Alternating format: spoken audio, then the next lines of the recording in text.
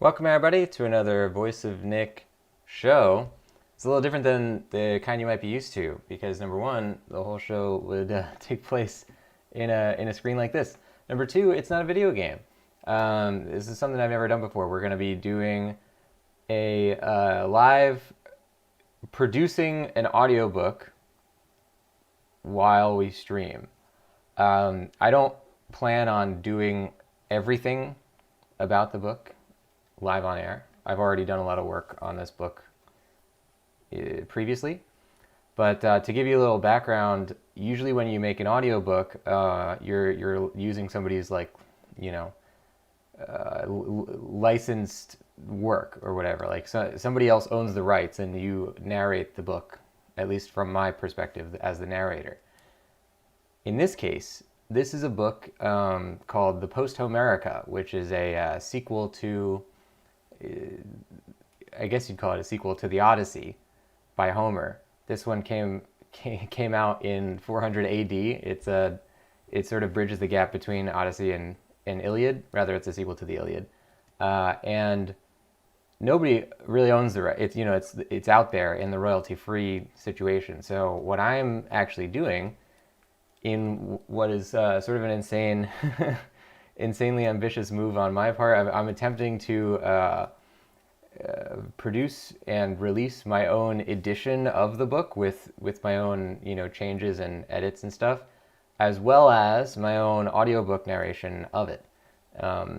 So we'll see how that goes. But what we're doing right now is I have the first.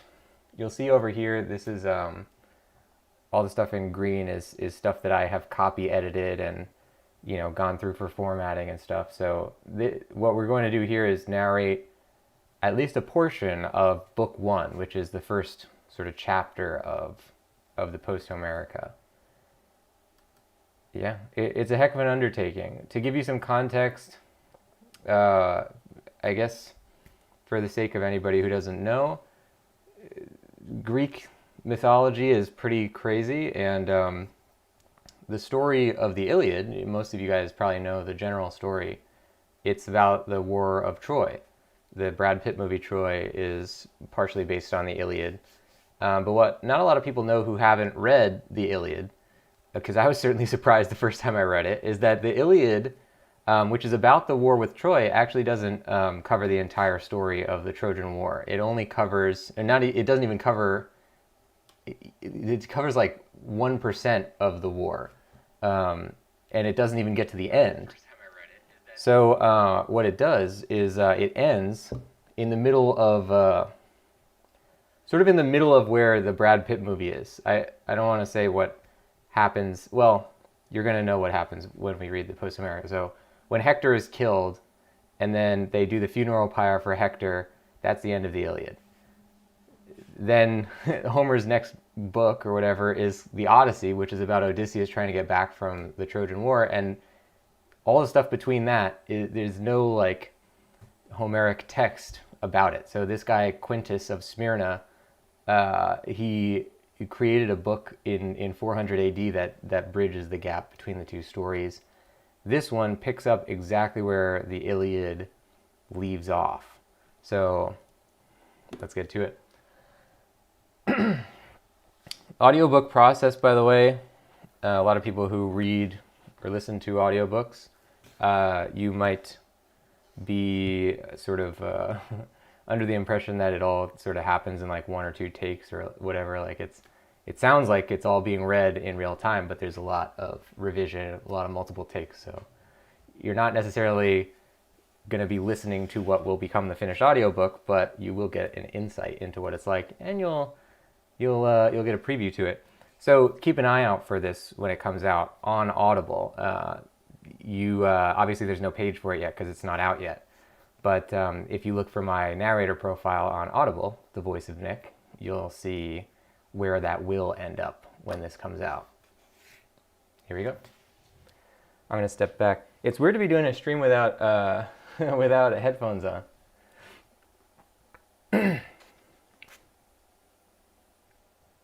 Book 1. How died for Troy the Queen of the Amazons, Penthesilea.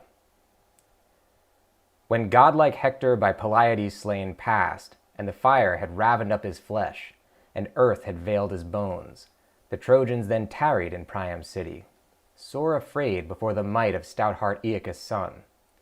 As kine they were, that midst the copses shrink from faring forth to meet a lion grim, but in dense thickets terror-huddled cower.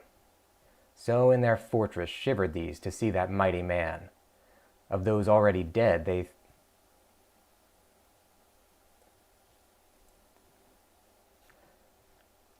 So in their fortress shivered these to see that mighty man. Of those already dead they thought of all whose lives he reft away, as by Scamander's outfall he rushed, and all that in mid-flight to that high wall he slew, how he quelled Hector, how he haled his course round Troy, yea, and of all beside laid low by him since that first day. Yea, and of all beside laid low by him since that first day, whereon o'er restless seas he brought the Trojans doom. Aye, all these they remembered, while they stayed thus in their town, and over them anguished grief hovered dark-winged, as though that very day all Troy shrieks with crumbling down in fire. Stayed thus in their town, and over them anguished grief hovered dark-winged, as though that very day all Troy with shrieks were crumbling down in fire. Great. If you're wondering, by the way, I'm talking into this mic as if that's what I'm using to talk on the stream. This thing on the right, I'm not going to put this part full screen on my side here. It's just the text of the book that I'm currently writing, or not writing the book, but I'm editing the book and formatting it and stuff. And then on this side over here, oh, you probably can't see where my mouse cursor is, but on the right side of the screen is I created my own pronunciation dictionary with like a zillion Greek names, because they're all impossible to pronounce if you don't check. You know, a lot of them are pretty tough.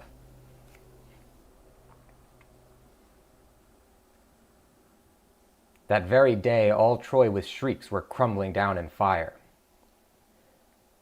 Then from Thermodon, from broad sweeping streams, came clothed upon with beauty of goddesses Penthesilea. Oh wait, hold on. This is why I made the pronunciation dictionary. Thermodon, good. Then from Thermodon, from broad sweeping streams, came clothed upon with beauty of goddesses. Penthesilea came and thirsted. Penthesilea came athirst indeed.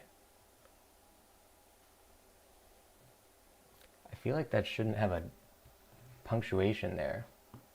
Hold on, let me check my text. So the book is not out yet, so I've already gone through more than twice to check for issues with the text, because this is based on a real manuscript that's scanned. So then to bring the Greek translated text into a computer, sometimes it has issues with the with like knowing what words are there. So let's just check really quick if that is correct. I've seen it before and I wondered last time. I don't know why I didn't check it then. Yeah, okay, I knew it. Indeed, for grown resounding battle. Good. Wow, it's another little thing there. Okay. We're crumbling down in fire. Then from Thermodon, from broad sweeping streams, came clothed upon with beauty of goddesses, Penthesilea came athirst indeed for grown resounding battle. But yet more, fleeing abhorred reproach and evil fame. For grown resounding battle. But yet more, fleeing abhorred reproach and evil fame, lest they of her own folk should rail on her because of her own sister's death, for whom ever her sorrows waxed.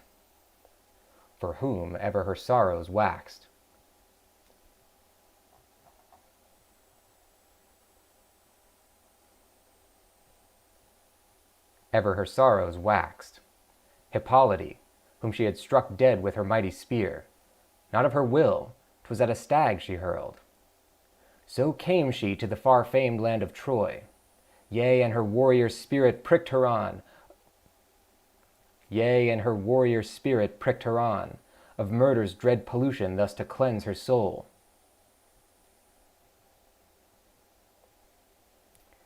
Yea, and her warrior spirit pricked her on, of Sometimes it's tough to parse the kind of like, it's written in verse, so you have to like really parse the, you can't necessarily read it with intent unless you do it a few times. Yea, and her warrior spirit pricked her on, of murder's dread pollution thus to cleanse her soul, and with each such sacrifice to appease the awful ones. Erinyes. And with each such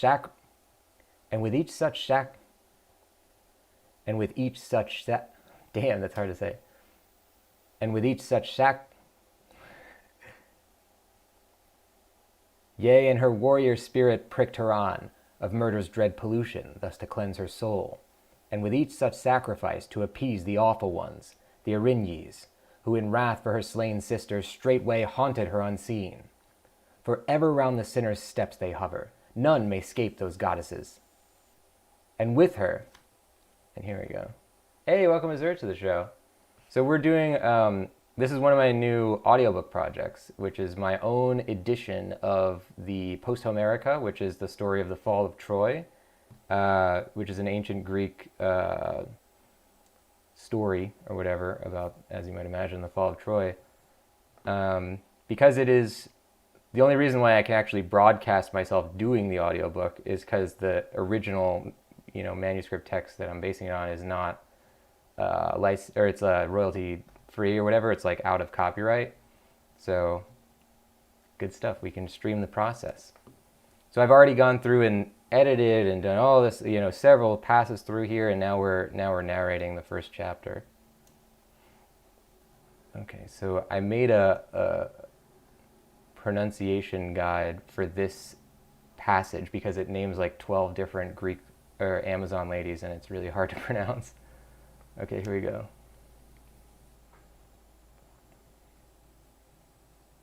Yeah, okay, good. Ever round the sinner's steps they hover, none may scape those goddesses. And with her followed 12 beside, each one a princess, hot for war and battle grim, far famous each, yet handmaids unto her. Penthesilea, yet handmaids unto her. Penthesilea far outshone them all. As when in the broad sky amidst the stars the moon rides over all preeminent, when through the thunderclouds the cleaving heavens open, when sleep the fury-breathing winds. When sleep the fury-breathing winds, so peerless was she mid that charging host. So peerless was she mid that charging host. Clonee was there, Polemusa, Derinoe, Evandri, and Antandri. Evandri and Antandri and Bremusa. Hippothoe, dark-eyed Harmathoe, Alcibii, Deromachia, and Tibride, and Thermodosa, glorying with the spear. All these to battle fared with warrior-souled Penthesilea. All these to battle fared with warrior-souled Penthesilea. All these to battle fared with warrior-souled Penthesilea, even as when descends dawn from Olympus' crest of adamant, dawn heart exultant in her radiant steeds amidst the bright-haired hours, and over them all, how flawless fair soever these may be. And over them all, how flawless fair soever these may be, her splendor of beauty glows preeminent. Her splendor of beauty glows preeminent.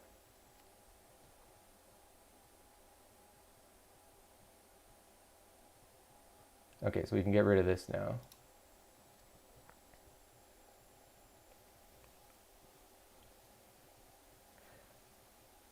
How flawless fair soever these may be, her splendor of beauty glows preeminent. Her splendor of beauty glows preeminent. So peerless amid all the Amazons unto Troy town Penthesilea came. To right, to left, from all sides, hurrying, throng the Trojans. To right, to left, from all sides, hurrying, throng the Trojans, greatly marveling when they saw the tireless war god's child, the mailed maid like to the blessed gods. For in her face glowed beauty glorious and terrible. Her smile was ravishing. Beneath her brows her love-enkindling eyes shone like to the stars. And with the crimson rose of shamefastness bright were her cheeks, and mantled over them unearthly grace, with battle prowess clad. And with the crimson rose of shamefastness bright were her cheeks, and mantled over them unearthly grace, with battle prowess clad. Because they're saying, well, cool. I know, it's a cool thing, right? I'm a big fan of Greek mythology and stories and stuff, and believe it or not, even though obviously there's a zillion audiobooks for Homer's Iliad and Odyssey, nobody has made an audiobook for Posthomerica. So I was like, well, I'm going to do it. So I'm actually releasing a book and an audiobook version, because I'm making my own version of the book with additions of my own. Yeah, it's a heck of an undertaking. I've never done anything like this before.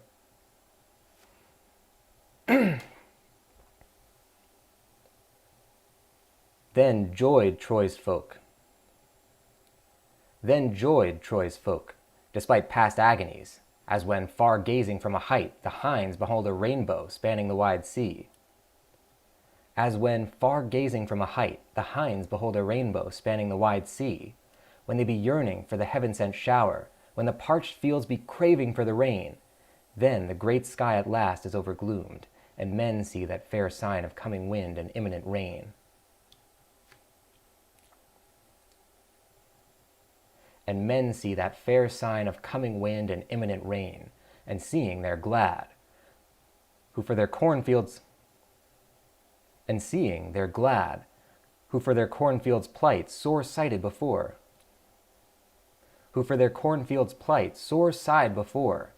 even so the sons of Troy, when they beheld there in their land Penthesilea dread of fire for battle, even so the sons of Troy, when they beheld their... Some of these are pretty hard to parse. Even so the sons of Troy, when they beheld there in their land Penthesilea dread of fire for battle, were exceeding glad. For when the heart is thrilled with hope of good, all smart of evils past is wiped away. For when the heart is thrilled with hope of good, all smart of evils past is wiped away. So after all his sighing and his pain, gladdened a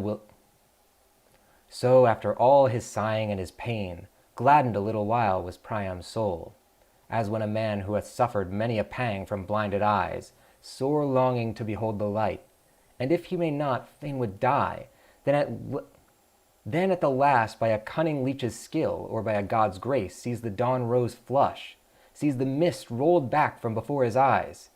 Yea, through clear vision come not as of old, yet after all his anguish joys to have some small relief, albeit the stings of pain prick sharply yet behind his eyelids.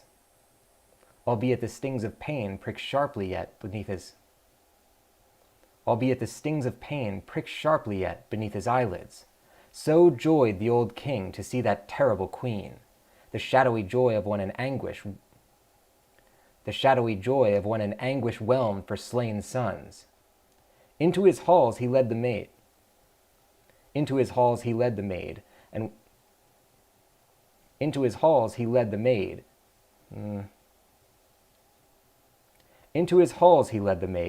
and with glad welcome honored her, as one who greets a daughter to her home returned from a far country in the 20th year, and set a feast before her, sumptuous as battle-glorious kings, who have brought low nations of foes.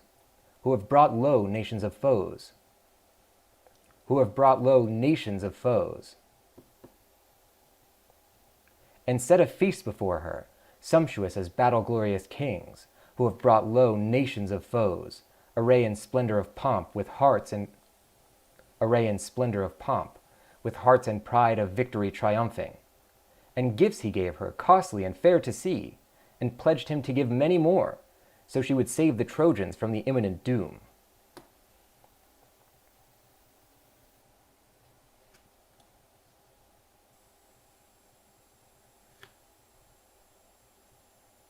And pledged to give him...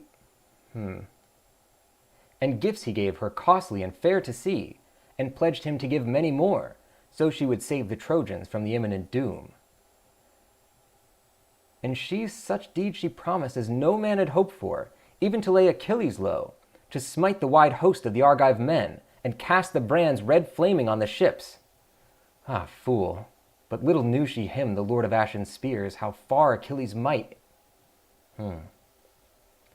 Ah, fool!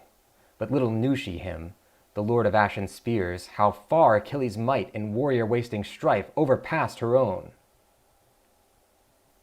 I love these sections where the all-knowing narrator is just like making fun of the characters for thinking they're going to win.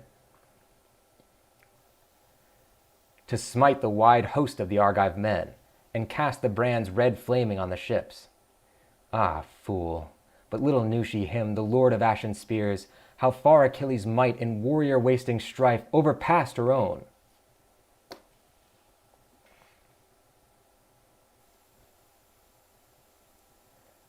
But when Andromache, the stately child of King Aetion... No, that's not how you pronounce that. It is how you pronounce it, I got it. Aetion. Aetion.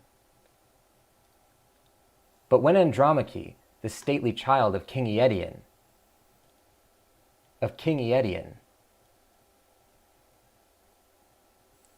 But when Andromache, the stately child of King Aetion, heard the wild queen's vaunt. But when Andromache, the stately child of King Aetion, heard the wild queen's vaunt,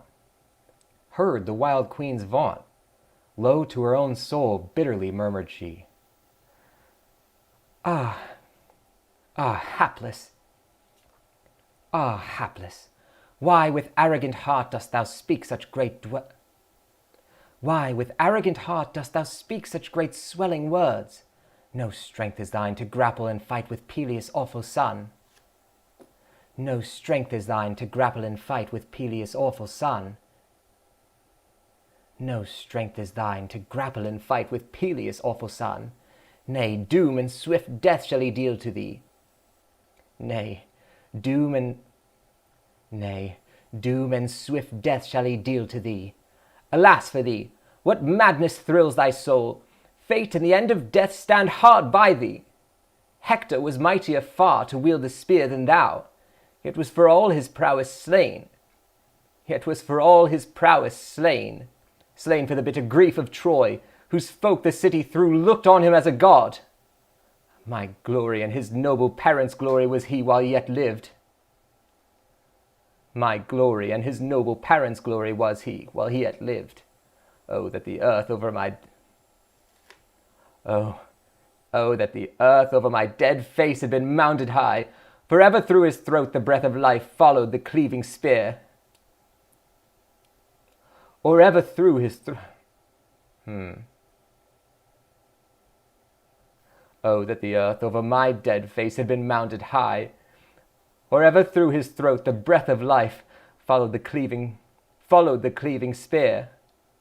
But now have I looked, woe is me, on grief unutterable, when round the city those fleet-footed steeds hailed him, steeds of Achilles, who had made me widowed of mine hero husband.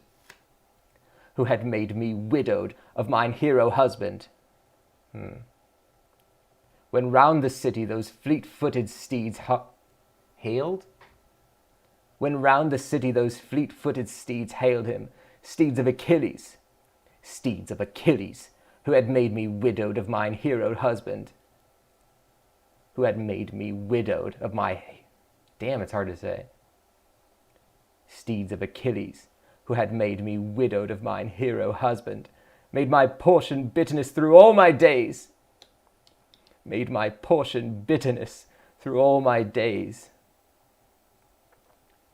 So spake Aetion's lovely ankled child, low to her own soul, thinking on our Lord.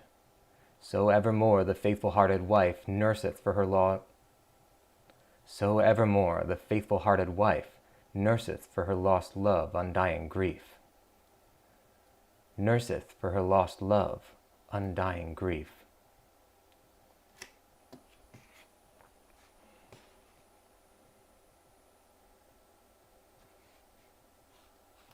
Good. Then, in swift revolution, sweeping round into the ocean's deep stream, sank the sun. Oh. Then, in swift revolution, sweeping round into the... Then, in swift revolution, sweeping round into the...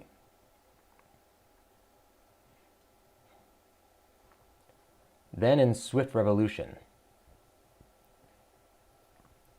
Then, in swift revolution, sweeping round into the ocean's deep stream, sank the sun. Then in swift revolution, sweeping round into the ocean's deep stream, sank the sun, and daylight died.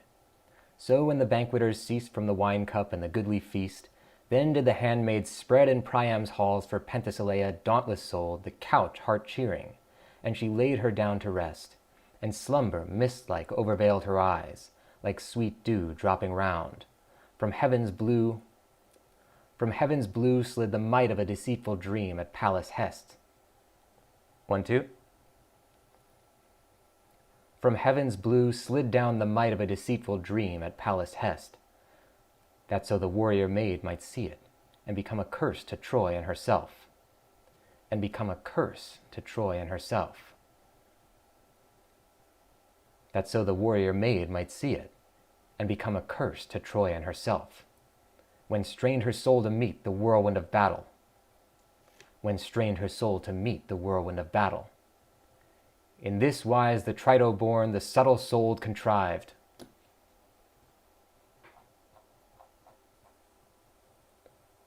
Trito.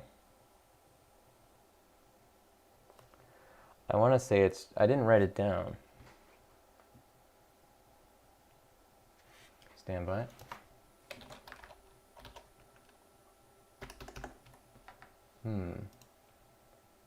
How to pronounce Trito?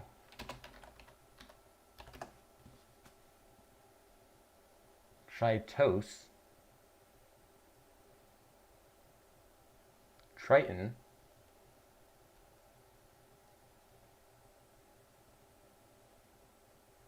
They don't have one, so let's just write our own. Because as much as that, it's also important just to have a consistent, like even if you don't,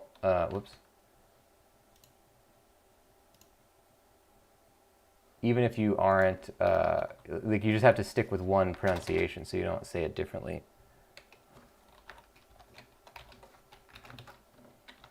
Trito.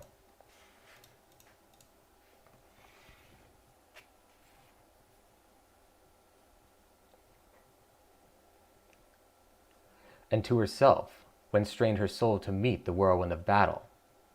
In this wise the Trito-born, the subtle-souled contrived, stood over the maiden's head that baleful dream, in likeness of her father, kindling her fearlessly front to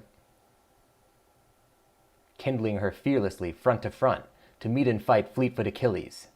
And she heard the voice, and all her heart exulted, for she weened that she should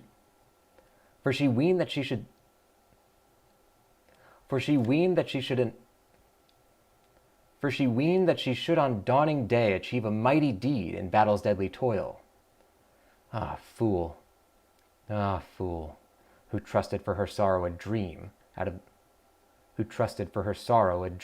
the sunless land, such as beguiles full oft the travail-burdened tribes of men. Such as beguiles full oft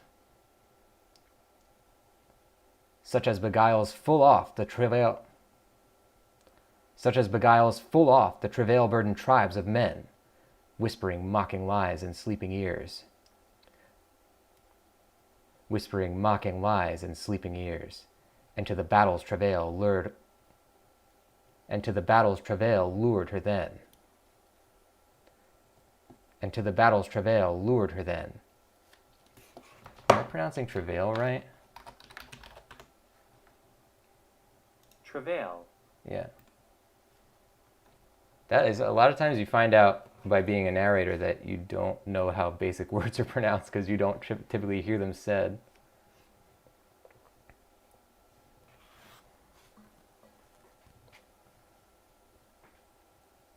But when the dawn, the rosy-ankled, leapt up from her bed, then, clad in mighty strength of spirit, suddenly from her couch uprose Penthesilea.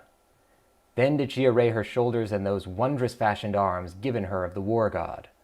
First she laid beneath her silver-gleaming knees the greaves fashioned of gold, close clipping the strong limbs. Her rainbow-radiant corslet clasped... Damn, that's a hard one to say.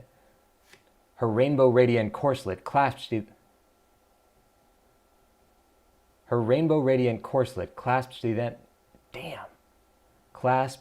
then about her. Corslet clasped she then about her. Her rainbow-radiant corslet clasped she then about her. Her rainbow-radiant corslet clasped she... Damn, that's a hard one.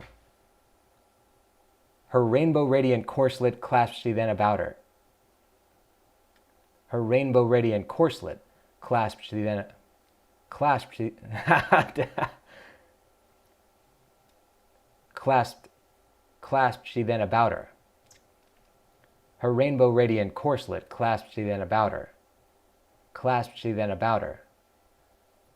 Clasped she then about her. And around her shoulders slung, with glory in her heart, the massy brand whose shining length was a scabbard. The massy brand whose shining length was in a scabbard sheathed of ivory and silver. The massy brand whose shining length was in a... The massy brand whose shining length was in a... The massy brand whose shining length was in a scabbard sheathed of ivory and silver. Next her shield, unearthly splendid, caught she up, whose rim swelled like the young moon's arching chariot rail, when high over ocean's fathomless flowing stream she rises, with the space half filled with light betwixt her bowing horns. So did it shine unutterably fair. Then on her head she settled the bright helmet, overstreamed with a wild mane of gold-glistening hairs. Then on her head she settled the bright helmet, overstreamed with a wild mane of golden glistening hairs. So stood she, lapped about with flaming mail. Lapped about with flaming mail, in semblance like the lightning, which the never-wearied might of Zeus to earth hurleth. What time he showeth to earth hurleth, what time he showeth forth to men fury of thunderous roaring rain, or swoop resistless of the shouting host of winds. Or swoop resistless of his shouting hosts of winds. Or swoop resistless of his shouting host of winds.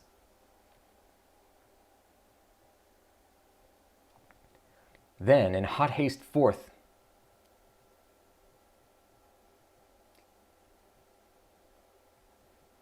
of her bower to pass, caught she 2 javelins in the hand that grasped her shield hand, but her strong right hand laid hold on a huge halberd. Sharp of either blade, which terrible Eris?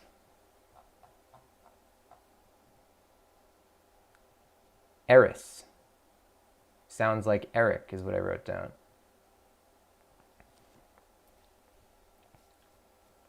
On a huge halberd, sharp of either blade, which terrible Eris gave to Ares' child, to be her Titan weapon in the strife. Which terrible Eris gave to Ares' child, to be her Titan weapon in the strife that raveneth souls of men. Laughing for glee thereover, swiftly flashed she forth the ring of towers. Her coming kindled all the sons of Troy to rush into the battle forth, which crowneth men with glory. Swiftly all hearkened to her gathering cry, and thronging came. Champions, yea, even such as theretofore shrank back from the standing in the ranks of war against Achilles, shrank back from standing in the ranks of war against Achilles the all-ravager. Shrank back from standing in the ranks of war against Achilles the all-ravager. But she in pride of triumph on she rode, throned on a goodly steed and fleet, the gift of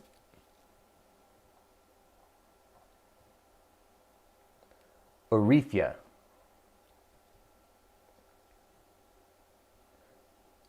But she in pride of triumph on she rode, throned on a goodly steed and fleet, the gift of Oreithyia, the wild north wind's bride, given to her guest the warrior maid. Given to her guest the warrior maid what time she came to Thrace, a steed whose flying feet could match the harpy's wings. Riding thereon, Penthesilea in her goodly head left the tall palaces of Troy behind, and ever were the ghastly visaged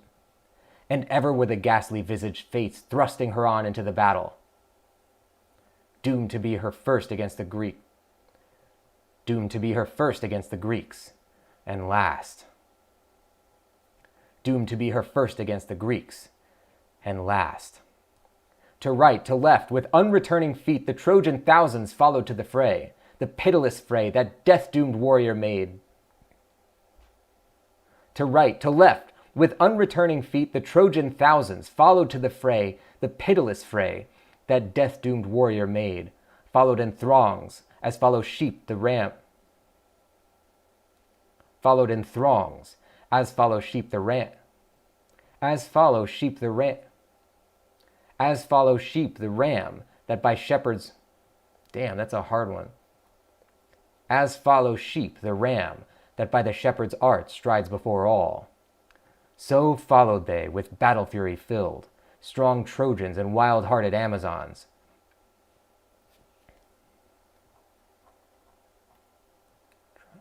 Tritonus. Strong Trojans and wild-hearted Amazons. And like Tritonus seemed she, as she went to meet the giants, or as flashes far through war host Eris.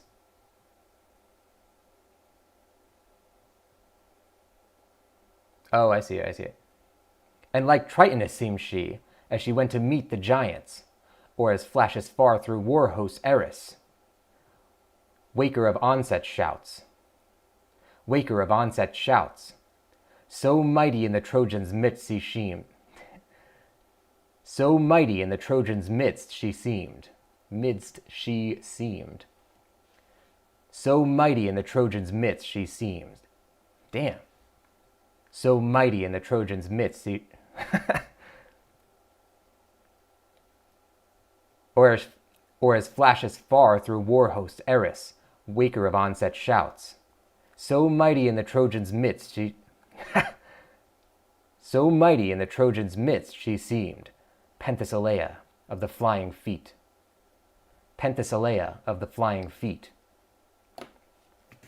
Whew, okay. We're doing it, ladies and gents. I have my air conditioning and my fan turned off so it doesn't pick up any sound. It's getting a little hot. Azure saying, I seem to know the pronunciations for a lot of rarely used words from too much TV watching. Yeah. It's funny because I've... yeah, same with me where I watch a lot of movies and TV and stuff where they use a lot of Greek mythology and stuff. But what's interesting is like a lot of scholarly pronunciations of these words, they just choose not to use them in movies. So like, especially in the Brad Pitt movie Troy, they pronounce everybody's name wrong basically. Kind of like by their choice. But I guess that's their prerogative. Because they're saying you work so hard at your content, really inspirational. Thanks, Azure, I appreciate that.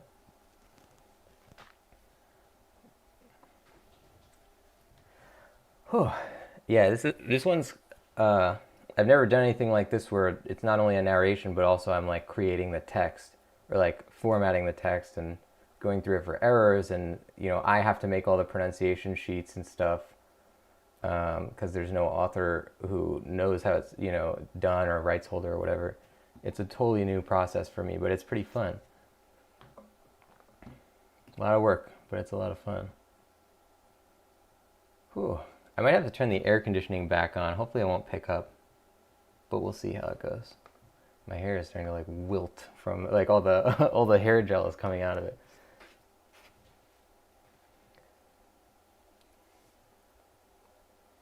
Then on Penthesilea of the flying feet. Then unto Cronus' son, Laomedon's child upraised his hands. Oh, we gotta check Laomedon. I'm pretty sure it's Laomedon. Yep, it is. Then unto Cronus' son, Laomedon's hands.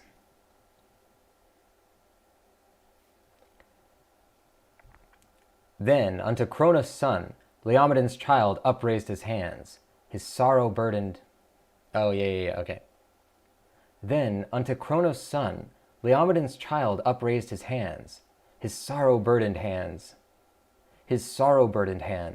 turning him towards the sky encountering fane of Zeus and Ida. Fane? Yeah, fane.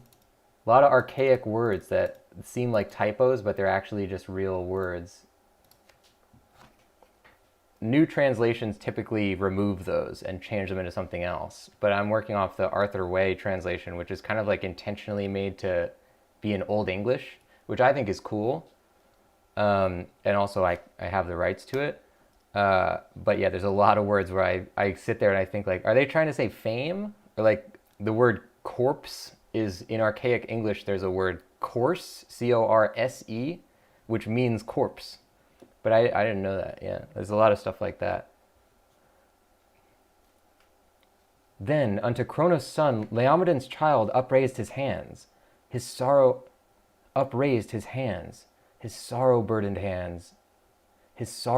hands, turning him towards the sky encountering fane of Zeus of Ida, who with sleepless eyes looks ever down on Ilium, and he prayed, Father, give ear, vouchsafe that on this day Achaea's host may fall before the hands of this, our warrior. Achaea's host may fall before the hands of this, our warrior queen, the war god's child. And do thou bring her back unscathed again unto mine halls. We pray thee by the love thou bearest to Ares of the fiery heart, thy son, yea, to her all. We pray thee by the love thou bearest to Ares of the fiery heart, thy son, yea, to her also. Is she not most wondrous like the... Oh, that's a typo right there. Is should be capitalized. Is she not most wondrous like the heavenly goddesses? And is she not the child of thine own seed? Pity my stricken heart withal. Thou knowest all agonies I have suffered. In the deaths of dear sons, whom the fates have torn from me by Argive hands in the devouring fight. Compassionate us, while a remnant yet remains of noble Dardanus blood. I think it's Dardanus.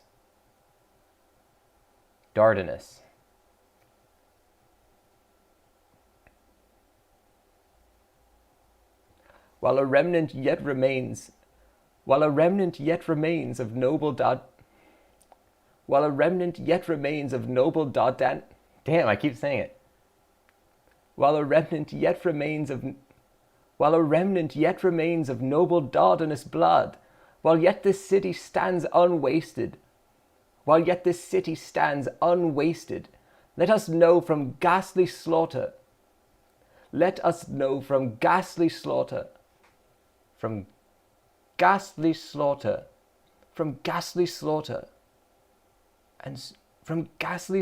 and strife let us know from ghastly slaughter and strife one breathing space. Let us know from ghastly slaughter and strife one breathing space. In passionate prayer he spoke. In passionate prayer he spake. Lo, with shrill scream, swiftly to it. Lo, with shrill scream, swiftly to left, an eagle darted by, and in his talons bore it. And in his talons bare a gasping dove. Then round the heart of Priam all the blood was chilled with fear. Low to his soul he said, Never shall I see return alive from war, Penthesilea. Never shall I see return alive from war, Penthesilea. On that selfsame day, the fates prepared his boding to fulfill. On that selfsame day, the fates prepared his boding to fulfill, and his heart brake with anguish of despair. And his heart brake with anguish of despair.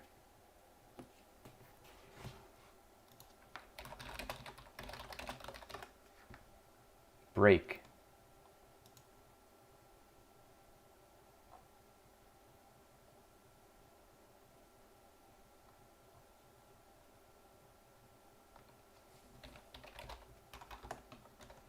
I'm pretty sure break is an archaic version of broke.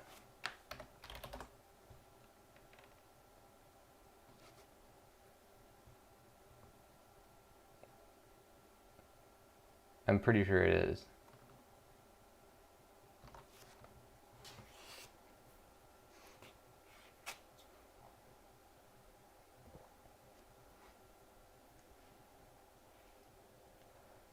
With anguish of despair. Marveled the Argives far across the plain, seeing the host of Troy charge down on them, and midst them Penthesilea, Ares' child. These seemed like ravening beasts that mid the hills bring grimly slaughter to the fleecy flocks, and she, as a rushing blast of flame she seemed. And she, as a rushing blast of flame she seemed, that maddeneth through the copses summer scorched. And she, as a rushing blast of flame she seemed, that maddeneth through the copses summer scorched, when the wind drives it on. And in this wise spake one to the other in their mustering host, Who shall this be who thus can rouse to war the Trojans, now that Hector hath been slain? Those who we said would never find more heart to stand against us. Those who we said would never have more heart. These who we said would never find more heart to stand against us. Lo now, suddenly forth they are rushing, madly afire for fight. Sure in their midst some great one kindleth them to battle's toil. Thou verily wouldst say this were a god. Of such great deeds he dreams. Go to, with aweless courage, let us arm our own breasts. Let us summon up our might in battle fury. We shall not lack help of gods this day to close in fight with Troy. We shall not lack help of gods this day to close in fight with Troy. We shall not lack help of gods this day to close in fight with Troy.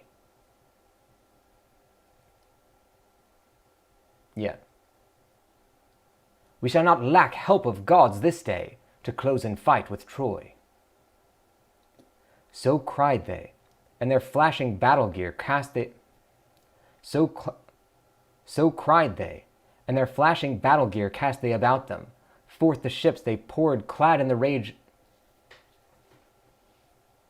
Forth the ships they poured, clad in the rage of fight as with a cloak. Oh, that's a nice line. Forth the ships they poured, clad in the rage of fight as with a cloak. Then front to front their battles closed, like beasts of ravin, locked in tangle of gory strife. Clanged their bright mail together, clashed the spears, the corselets, the stubborn welded shields, and adamant helms. Each stabbed at other's flesh with fierce brass. was neither ruth nor rest, was neither ruth nor rest, and all the Trojan soil was crimson red.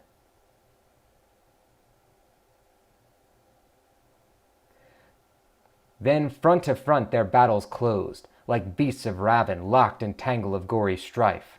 Clang their bright mail together, clash the spears, the corslets, and the stubborn welded shields and adamant helms. Each stabbed at others' flesh with the fierce brass, was neither ruth nor rest, and all the Trojan soil was crimson red. Good.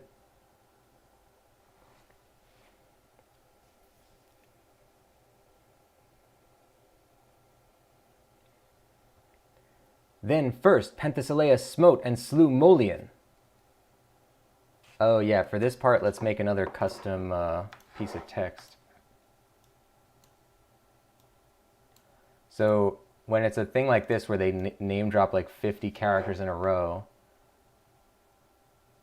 I have to write it out.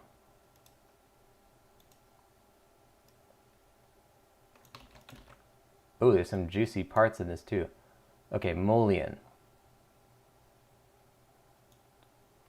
Malayan. See, that's why I don't guess. Persinuous. Once again. Yeah, I don't rely on my own ability to guess the Greek pronunciations. Ilissus.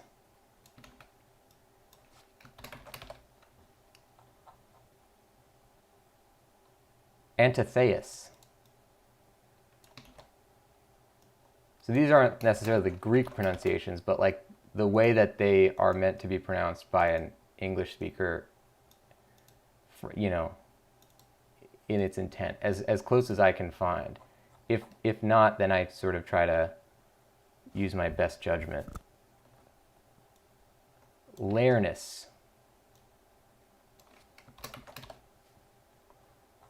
Hippalmus.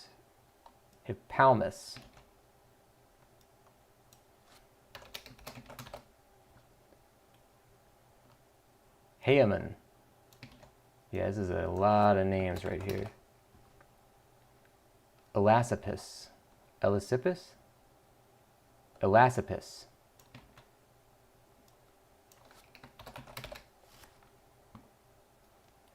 Dirinoi.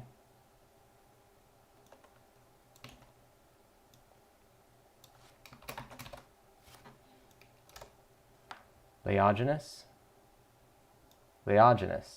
Got that one, that's good. Let's actually do this too. First battle.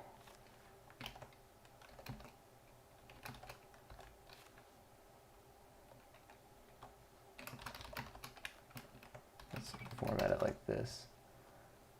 Clonii.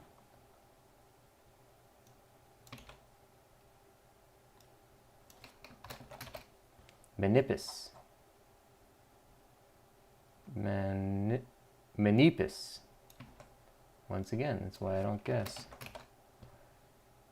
From Phylace. I thought it was Phylaki or Phylus, but it's Phylace.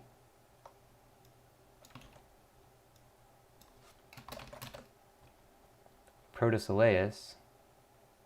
We know about him. And the interesting thing is because there's not really a lot of, you know, people writing stuff about the Posthomerica book. So like there's a million scholarly things about the Odyssey and the Iliad, and I kind of have to reverse engineer based on like scholarly things written about mostly from the Iliad. If there are characters that appear in both, I'm able to check, you know, a lot of people will write how to do the pronunciations from those. And for others, I have to like go by things that teach you how to intuit the pronunciation of a Greek name from ancient Greek, and then try to use my best judgment to figure it out, because it's a little complex at times. It's kind of hard sometimes to get it right. Swiftly at Clonee. Yeah, definitely never done anything like this before. Okay, here we go.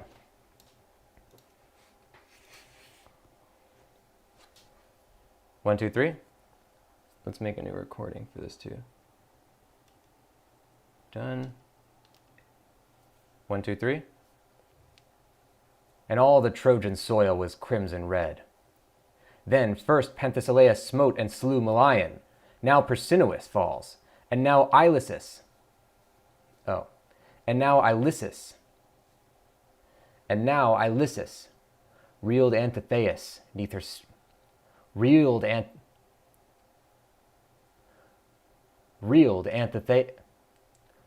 Antitheus neath her spear the pride of Lernus. Neath her spear the pride of Lernus quelled she. Down she bore Hippalmus near her horse hoof. Down she bore Hippalmus neath her horse's hoofs. Down she bore Hippalmus neath her horse hoofs. Haemon's son died. Haemon's son died. Withered stalwart Elasippus. Withered stalwart Elasippus' strength. And Derinoe lay low. And Derinoe lay low Laogenes, and Clonee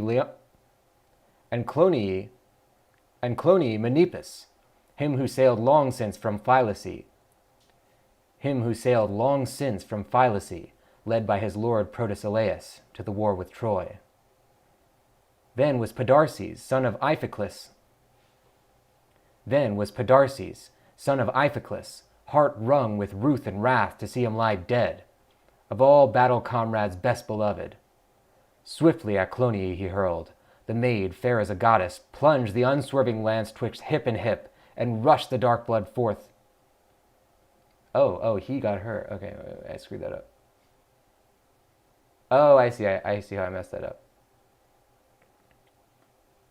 Heart wrung with ruth and wrath to see him lie dead, of all battle comrades best beloved.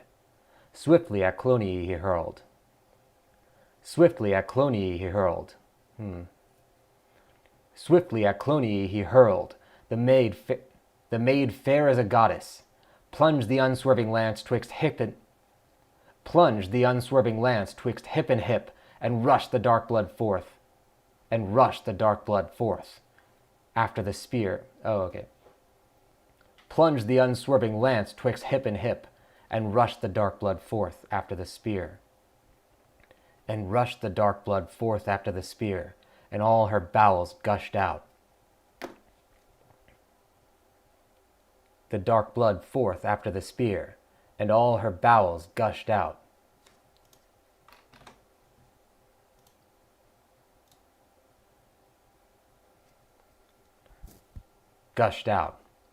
Then wroth was Penthesilea. Through the brawn of his right arm she drave the long spear's point. She shore atwain the great blood-brimming veins, and through the wide gash of the wound the gore spurted, a crimson fountain. With a groan backward he sprang, his courage wholly quelled by bitter pain and sorrow. His courage wholly quelled by bitter pain and sorrow and dismay.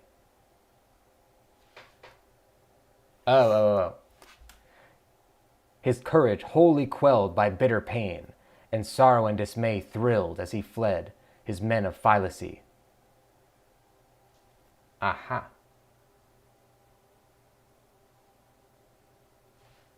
He fled from his men of Phylace. I get it. Yeah, the language can really get you. And sorrow and dismay thrilled as he fled his men of Phylace. A short way from the fight he reeled aside, and in his friend's arms died in little space. Then with his lance Idomeneus thrust out, and by the right breast stabbed Bremusa.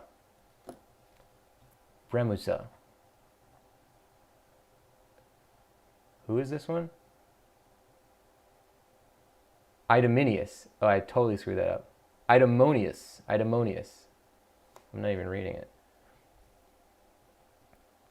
In little space. Then with his lance Idomonius. Then with his lance Idomeneus thrust out, and by the right breast stabbed Bremusa. Stilled forever was the beating of her heart. She fell, as falls a graceful shafted pine, hewed mid the hills by woodmen. Heavily sighing through all its boughs, it crashes down. So with a wailing shriek she fell, and death unstrung her every limb. And death unstrung her every limb. Her breathing soul mingled with multitudinous sighing winds. Her breathing soul mingled with multitudinous sighing winds. That's a great passage. Then, as Evandri through the murderous fray,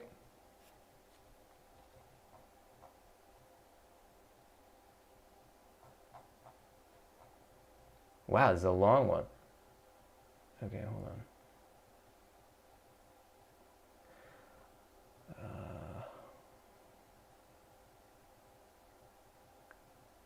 Oh, here we go. Then, as Evandri through the murderous fray with Thormedosa rushed, stood Meriones, a lion in the path, and slew. Meriones, good. And slew, his spear right to the heart of one he drave. Oh, okay. His spear right to the heart of one he drave, and one stabbed with a lightning sword thrust twixt the hips, leapt through the wounds the life, and fled away.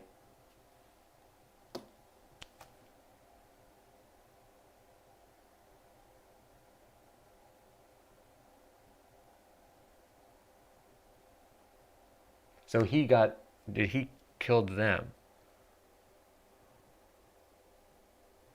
Yeah. Right to the heart of one he drave, and one stabbed with a lightning sword thrust twixt the hips, leapt through the wounds the life, and fled away. Oelius.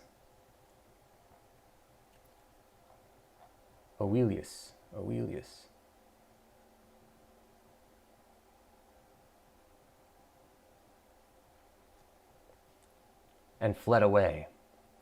Oelius' fiery son smote Derinoi, twixt throat and shoulder with his ruthless spear. Alcibi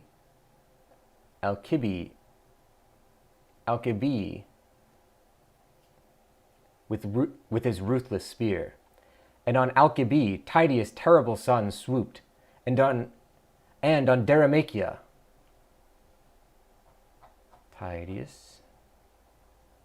This is why editing is important, because obviously there's no way I can do this without pausing every 5 seconds. Derimacheia. I did that right. And on Derimacheia, head with neck clean from the shoulders of these twain he shore with ruin-wreaking brand. Head with neck clean from the shoulders of these twain he shore with ruin-wreaking brand. Together down fell they, as young calves by the massy axe of brawny flesher felled, that shearing through the sinews of the neck lops life away.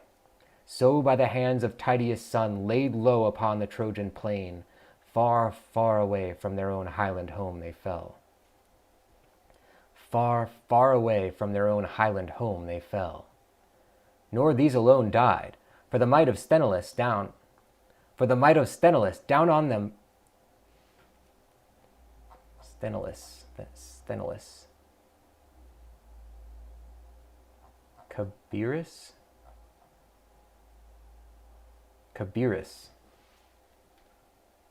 Nor these alone died, for the might of Sthenelus down on them. For the might of Sthenelus down on them hurled Cabirus' corpse. Nor these alone died, for the might of Sthenelus down on them hurled Cabirus' corpse, who came from Sestos.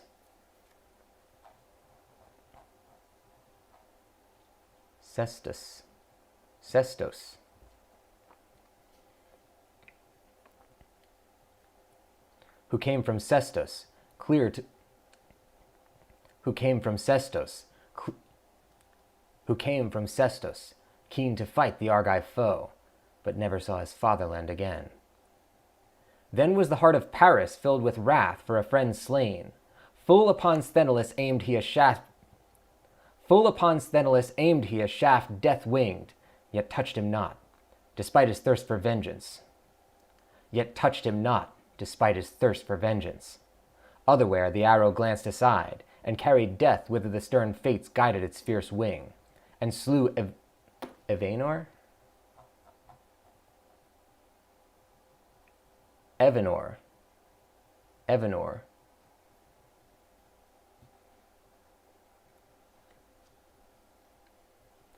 Guided its fierce wing, and slew Evenor brazen-tasleted, who from Dulichium came to war with Troy. Dulichium. That's close. And slew Evenor brazen-tasleted, who from Dulichium came to war with Troy. For his death fury kindled was the son of haughty Phyleus. I don't have that one.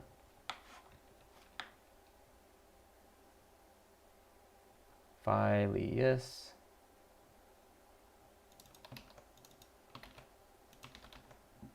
Phyleus. Leus. Phyleus.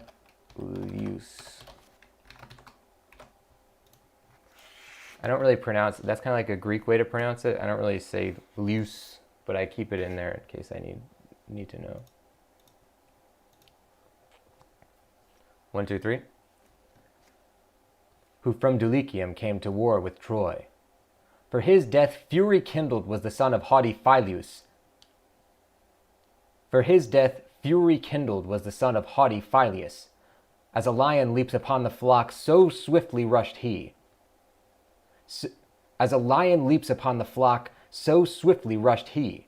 All shrank huddling back before that terrible man.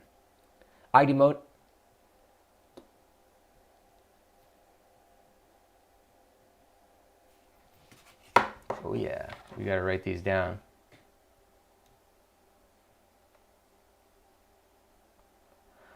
Yeah, from here, I guess, on to here.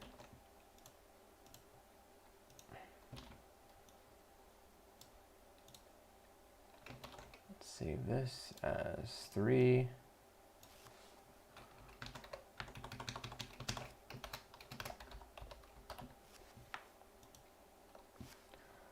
The son of haughty Phyleus.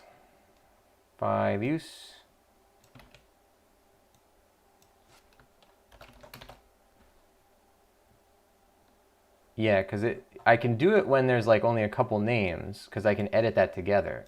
But if there's like a sentence where you're supposed to kind of be saying it pretty fast, a bunch of names pretty fast, and like keep the dramatic pacing going, like you can't just pause it so many times. So it's better to put in, basically what I'm doing is I'm putting in the pronunciations instead of the names, so I can just read them phonetically.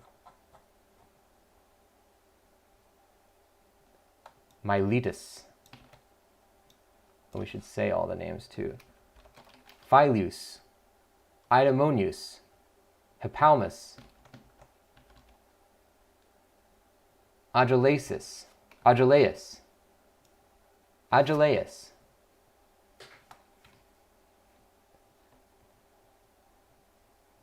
the Danaan men.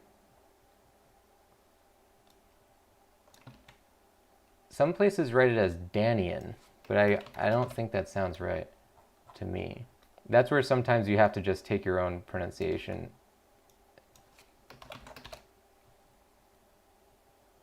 Amphimachus. Amphimachus.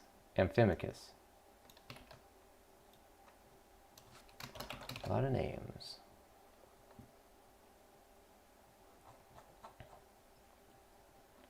Macaulay. Macaulay. Macaulay. I'm going to put an apostrophe on there just to indicate. I wrote second syllable rhymes with cat. Latmus. Latmus. I think it's Latmus. I'm going to say Latmus. Branches. Branches.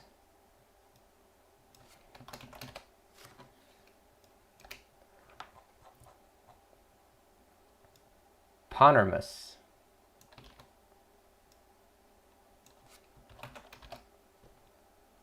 Meander. Meander. Phrygian. PH. Phrygian. Phrygian.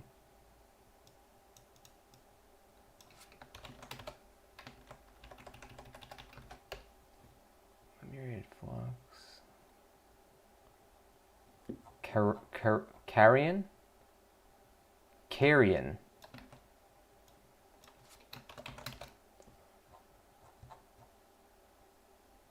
Medgies.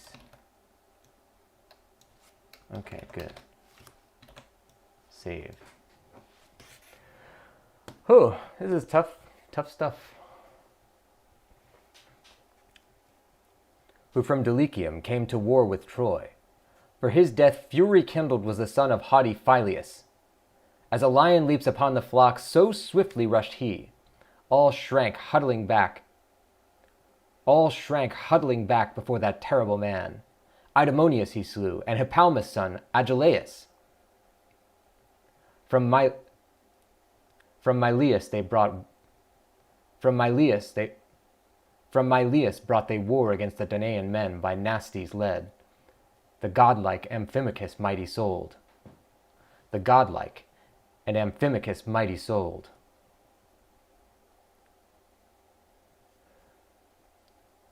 From Miletus brought they war against the Danaan men by Nastes led. The godlike and Amphimachus mighty souled. On Macaulay they dwelt. Beside their home rose Latmus snowy.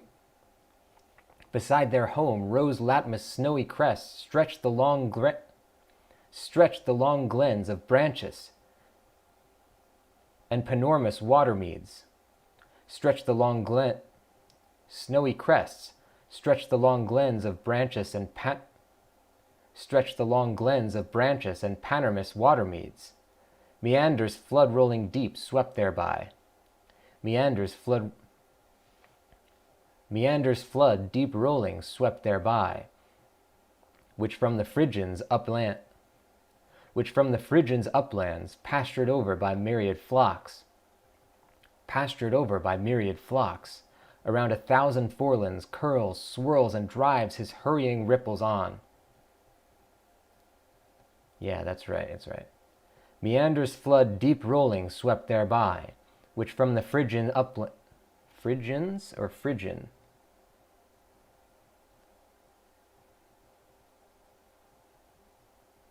Phrygian.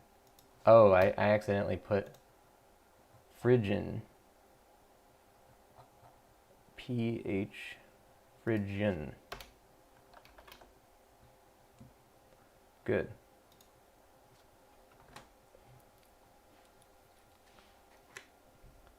Meanders flood deep rolling swept thereby, which from the Phrygian uplands pastured over by myriad flocks, around 1,000 forelands. Which from the Phrygian uplands pastured over by myriad flocks, around 1,000 forelands curls, swirls, and drives his hurrying ripples on, down to the vine-clad land of Carrion. Down to the vine-clad land of Carrion men. These mid the storm of battle Medges slew. Nor these alone, but whomsoever his lance black-shafted touched. Were dead men. For his breast, the glorious Trito born with courage thrilled to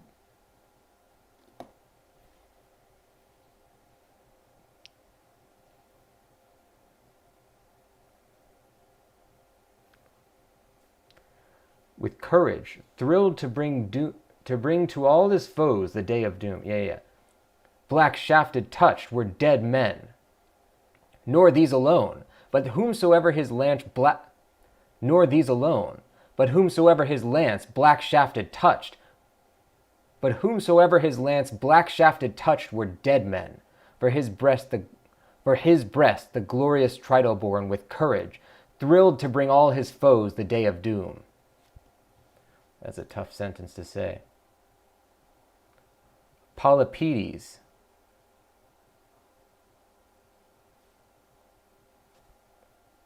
And this one is Drisseus.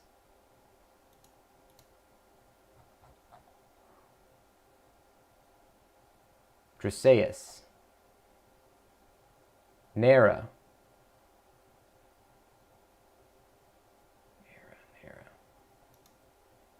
Passing wise. Theodamus. Okay. The day of doom. And Polypedes, dear to Ares, slew Drisseus, whom the nymph Nera bare to passing wise Theodamus. For these spread was the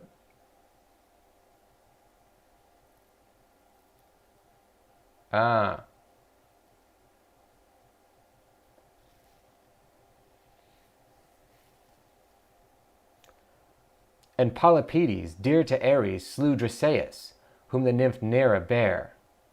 To passing wise Theodamus, for these spread was the bed of love beside the foot of Sipylus the mountain, where the gods made Niobe a stony rock.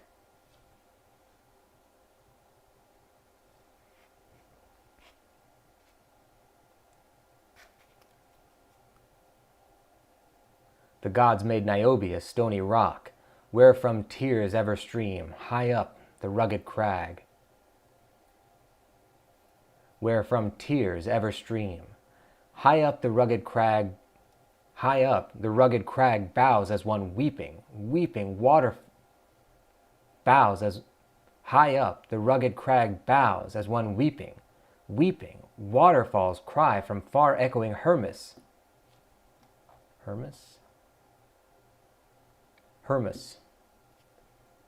Waterfalls cry from far echoing Hermus, wailing moan of sympathy. The sky encountering crests of Sipylus, where alway floats a mist hated of shepherds, echo back the cry. Weird marvel seems that rock of Niobe to men that pass with fear. Weird marvel seems that rock of Niobe to men that pass with feet fear-goaded. There they see the likeness of a woman bowed, in depths of anguish sobbing, and her tears drop as she mourns grief-stricken endlessly.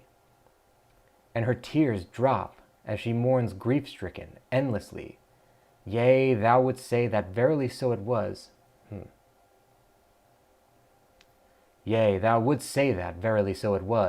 Viewing it from afar. But when hard by thou standest, all the illusion vanishes, and lo, a steep-browed rock, a fragment rent from Sipylus, yet Niobe is there, dreeing her weird, the depth of wrath divine, a broken heart in guise of shattered stone.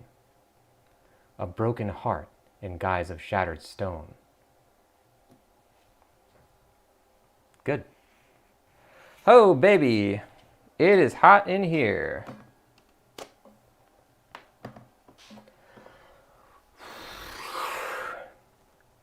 Is you're saying it's like watching and listening to verbal/oral gymnastics? It is tough to say all these Greek names, right? I mean, it's like it's like saying a bunch of tongue twisters, especially with all the language surrounding it, like the Old English style.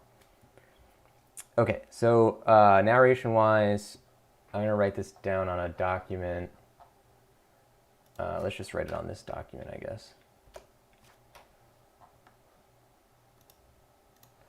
Okie dokie.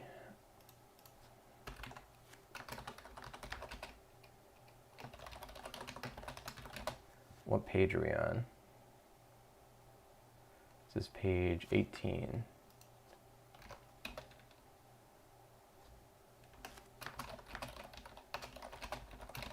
Most recent line. A broken heart in guise of shattered stone. Good. Ho! Good stuff. So that's one session of recording. And then you keep going like that until the book is done. So, man, thanks for watching, guys. That's going to do it for this one with the Posthomerica.